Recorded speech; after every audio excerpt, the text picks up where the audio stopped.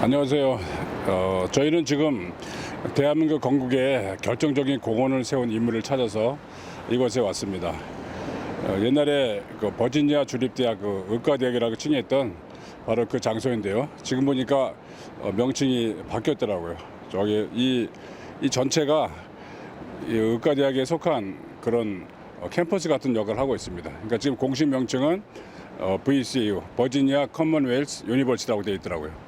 그러니까 이곳에서 어떤 일이 있었냐면 이 우광복이라는 대한민국 건국에 결정적인 공헌을 세운 분이 이 의대의 교수로 있었습니다. 이 긴 이야기를 잠시 이제 요약해서 말씀드리면, 프랭크 윌리엄스라는 선교사가 1906년에 한국의 공주 지역으로 선교를 왔습니다. 1906년에 와서 인천 지역에서 큰 아들을 낳고, 그리고 공주 지역으로 이동을 해서 약 17년간 그 아들과 함께 생활을 하게 되었는데, 바로 그 첫 번째 아들 장남이 조지 윌리엄스 우광복입니다. 그러니까 프랭크 윌리엄스는 한국 이름으로 우리암이라고 적고요. 또 우리암 선교사는 자기 맏아들을 우광복이라고 적습니다. 광복이라는 말은 말 그대로 한국의 진정한 독립, 주권 회복을 위해서 염원하는 마음으로 광복이라는 이름을 쓰게 된 것입니다. 우광복은 인천에서 태어나서 이제 공주로 내려가서 거기서 17년간 생활하고, 자신의 아버지의 고향인 덴버로 돌아가서 거기서 의대 공부를 마치고 의사가 되었습니다. 그리고는 1945년 해방과 더불어 한국으로 들어오게 되는데, 미 해군 중령 군의관 신분으로 한국에 들어오게 되었습니다. 근데 이 당시 왜 이 사람이 건국에 결정적인 공헌을 세웠냐면, 1945년 8월 15일 일제로부터 해방이 되었지만 더 이상 건국으로 나아가는 그 단계를 잘 갖지 못했습니다. 특히 북한 지역이 빠르게 공산화되는데도 불구하고 남한 지역은 대책이 없었습니다. 특별히 미군은 9월 8일이 되어서야 한국으로 다시 들어오게 됩니다. 그래서 일본에 있었던 일본 오키나와에 있었던 24군단이 한국으로 들어오게 됩니다. 그러니까 한국과 지리적으로 가깝다는 이유로 들어왔기 때문에 별다른 그런 대책을 세우지 못한 군단이었고요. 그 군단의 지휘관인 잔 하치 장군이 이 남한의 군정을 총괄하는 지휘관으로 왔습니다. 근데 이 하치 장군은 전형적인 야전 사령관이었습니다. 그래서 2차 대전의 영웅이었고요. 이제는 명령을 받아서 왔는데 이 한국에 대해서 너무 몰랐고, 또 이 한국에 처한 국제 정세를 잘 풀어나갈 만한 정무적인 감각이 없었던 사람입니다. 그래서 아주 난감하고 민망한 상태로 한국에 들어왔는데, 처음에 가장 곤란했던 것이 이 한국어를 제대로 할 줄 아는 미군이 거의 없었다는 겁니다. 인천항에 도착하자마자 시민들이 나와서 열렬하게 환영을 하니까 그중에 미군 장교가 나와서 우리를 환영해 주셔서 대단히 감사합니다, 이런 식으로 유창한 한국말을 한 거예요. 그러니까 모든 사람이 깜짝 놀랐고, 특히 하치 장군은 심히 놀랐습니다. 자네는 어떻게 이렇게 한국말을 잘하는가 그랬더니 이 사람이 나는 1907년에 저기 언덕 넘어 보이는 벽돌집에서 태어났고, 감리교 선교사의 아들로 17년을 한국에서 있다가 한국에 살았습니다, 그렇게 고백을 하는 겁니다. 하치 장군은 그 말을 듣고 당장 자기 집무실 옆에 사무실을 마련해 가지고 이 사람을 이제 특별 보좌관으로 삼습니다. 그리고 특별 보좌관의 가장 큰 임무는 여론 조사를 하는 것이었어요. 그래서 이 우광복 중령은 하치 장군의 명령을 받고 쌍발 비행기를 타고 대전, 대구, 부산, 광주 같은 대도시를 다니면서 여론 조사를 한 것입니다. 그러니까 이 시국에서 누가 과연 이 혼란한 전국을 수습하고 신뢰할 만한 다음 과정을 밟을 수 있겠는가, 거기에 대한 여론조사입니다. 그래서 가장 누가 믿을 만하고 신뢰할 만한 그런 사람인가를 조사하는 여론조사였는데, 이 키 큰 미군 장교가 유창한 한국말로 얘기를 하니까 사람들이 몰려들기 시작했습니다.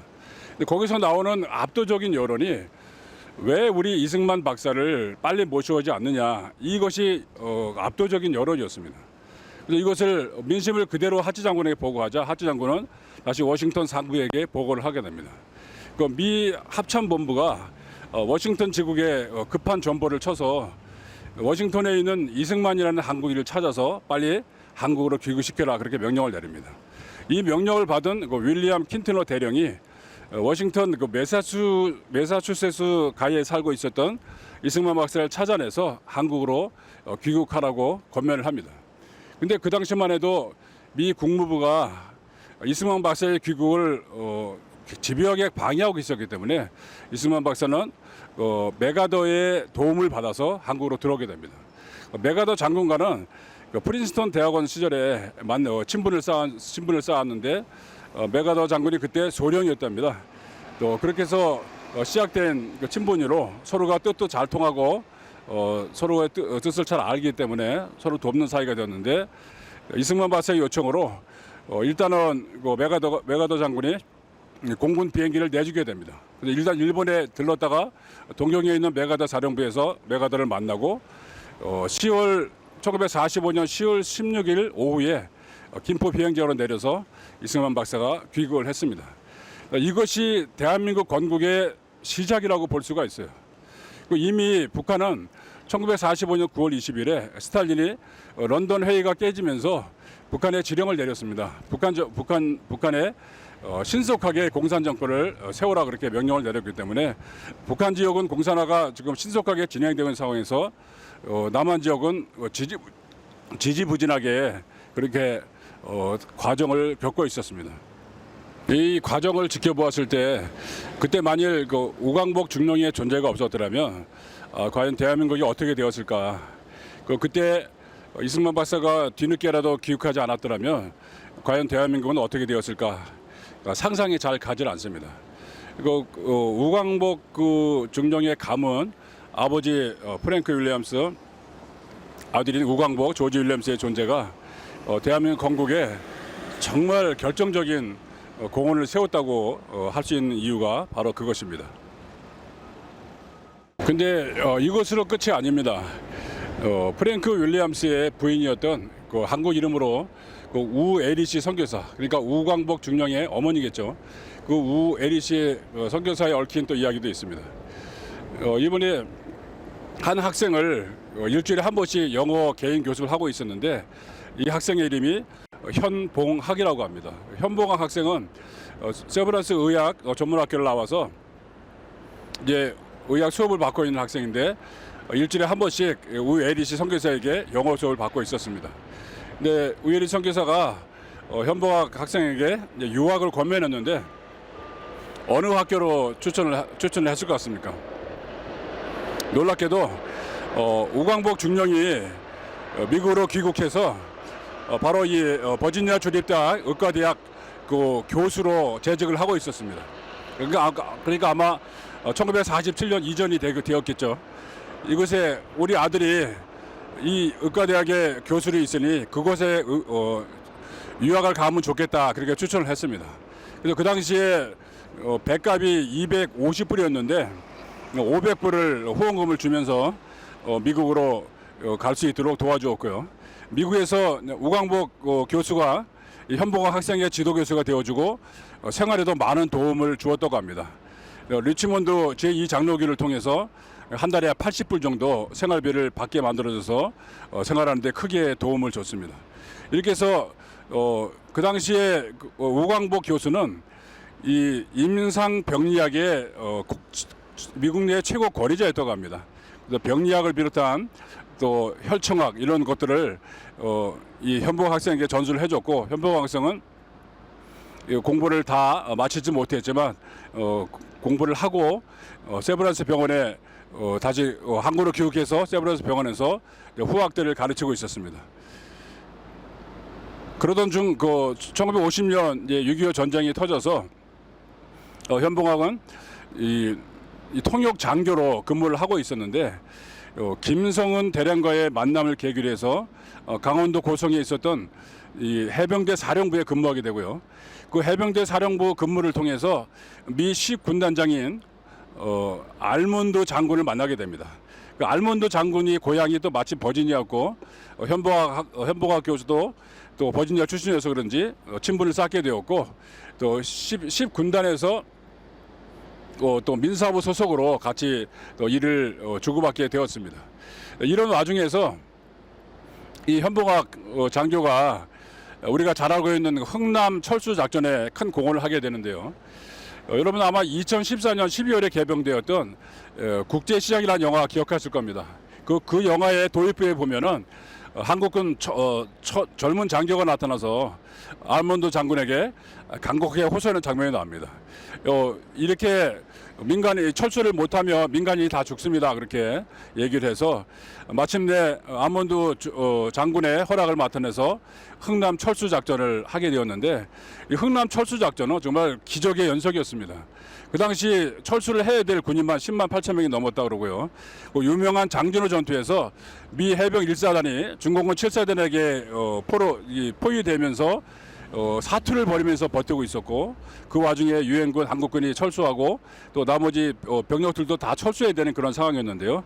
그 와중에 민간인까지 동원할 수 있는 배를 다 동원해서 같이 철수한 게 유명한 흥남 철수 작전입니다. 그 중에서도 가장 극적인 것으로 알려진 그 빅토리아호에 14,000명 가까운 민간인들이 타면서 약 5일 동안의 항해 중에서 한 사람도 다치지 않고 무사히 남한으로 넘어온 그런 일도 있었습니다. 이것을 통해서 정말 나중에 그 선장이 하나님의 큰 도움이 됐다 그렇게 고백할 정도로 완벽한 구출 작전을 실현하게 된 것입니다. 이 와중에서 현보학 장교가 큰 공을 세웠기 때문에 2014년에 국가보훈처가 민간인으로서는 처음으로 6.25 전쟁의 영웅으로 지정을 해 주었습니다. 이렇게 우리는 6.25 전쟁은 동족 상단의 전쟁이 아니라 자유 대한민국을 지키는 건국 수호 전쟁이었습니다. 이 건국 수호 전쟁에 결정적인 역할을 한 사람이 또 현보학 장교였습니다. 우리는 오늘 이곳에서 교수를 했던 우광복 교수와 또 이곳에서 공부를 했던 현보학 학생의 그 두 명의 예를 들면서 하나님의 섭리가 얼마나 깊고 놀라운 것인가를 다시 한번 생각해 봅니다. 역사는 우연과 필연의 반복인 것 같지만 우연과 필연이 다 합쳐지면 결국 섭리로 돌아갑니다. 우리는 이것이 대한민국을 세우고 또 대한민국을 보존하는 과정에서 얼마나 많은 사람들이 하나님께 쓰임받은 것을 생각하면서 또 하나님께 깊은 감사를 드려야 되겠고 대한민국 건국의 과정이 얼마나 놀라운 일인가를 생각하면서 하나님께 더 깊은 감사와 감사를 해야 될 것입니다. 예, 감사합니다.